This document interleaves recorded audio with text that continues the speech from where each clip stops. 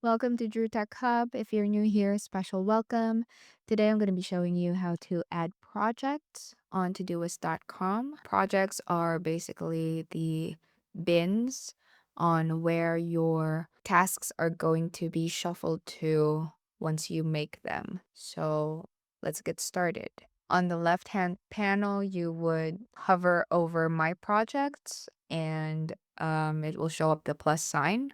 On the My Projects menu, you could just add your project. Type in a name. It can be for anything work related. It could be for your home. It could be for your circle of friends. So it could be for anything. So I'm just going to put in for home. You could add in a color. You can color coordinate your projects and customize the layout of how you want your projects to look like. If you want it for a board, it'll show up as the one on the background. You can add your sections. Let's say laundry. And then this one is for entertainment.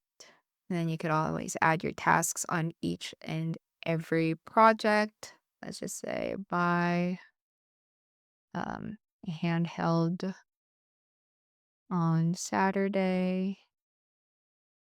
And then it'll show up on your upcoming tab and it'll show what kind of project that you're working on and which section of that project it is assigned to. So yeah, that's how you make your projects on Todoist.com.